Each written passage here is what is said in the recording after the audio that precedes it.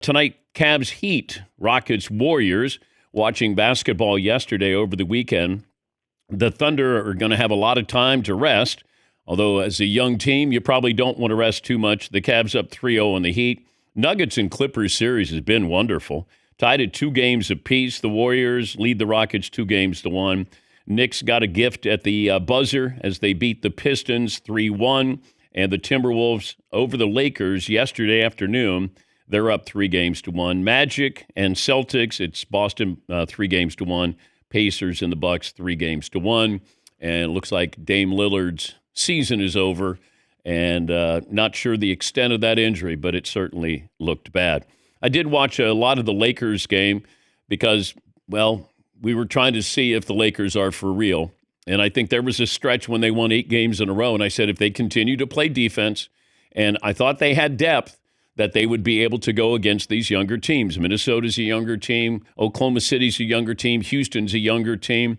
You got to have that energy, and they did not have that energy. J.J. Redick didn't make a substitution in the second half, and LeBron looked spent. Luka still, I guess, recovering from flu-like symptoms, and you cannot allow Anthony Edwards to get hot, to get confident.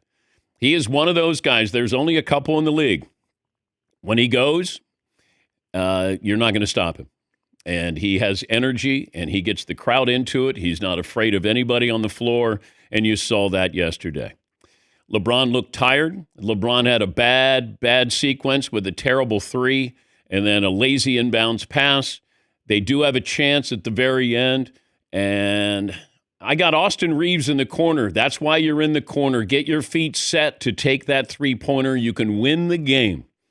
You get the ball out of LeBron's hands, out of Luka's hands. You get it into Austin Reeves' hands. He's in the corner. He takes an off-balance 3. He's not even squared up to the basket. And really, that's one of those moments that'll come back and haunt them because now they're down 3-1. Here's LeBron James on not scoring in the fourth quarter. I mean, we had some really good looks. I mean, Luka missed a point-blank layup, to put us up 7. I missed a point-blank layup to put us up 4. We had a couple opportunities. I don't think fatigue had anything to do with that. We just missed some point-blank shots. We were getting to what we wanted to get into, and we just weren't able to convert. Okay, if it works, then, not substituting, then we're probably saying, wow, that was a brave coaching decision by J.J. Redick, who had this to say, defending his strategy. Let's just start with Luka got tripped. I mean, that was a blatant trip. He doesn't just fall on his own. We watched it. He gets tripped. So we should have been at the free throw line. That's not an excuse for why we lost, but we got fouled, and we had a chance to go up. You work on the end game stuff. You draw it up and you tell guys very specific things. We didn't execute it, and very obvious we didn't execute it. So I don't know that's my only vantage point. We just didn't execute it. Well, you didn't substitute, and they looked tired. Certainly LeBron did. And Luka has been under the weather. I just got to figure you put somebody in, just give him a little bit of a breather. Because Anthony Edwards and Naz Reid, they got guys who are just going to be a high motor guy. Luka didn't get tripped. Luka stepped on the defender's shoe. That's what happened. So he didn't get tripped. And so there shouldn't have been free throws there. Austin Reeves wasn't ready to shoot a 3. Look at his form. Terrible. LeBron takes a deep 3. LeBron with a lazy inbounds pass. LeBron gets called for the foul against Anthony Edwards. That's where fatigue comes in, where you do things and you don't go all the way through. You missed the 3. The inbounds pass was terrible, and you cost yourself. To keep up with these young teams in the West, you do need a little bit of depth. And Lakers did not rely on any of that depth in the second half. So they're down 3-1.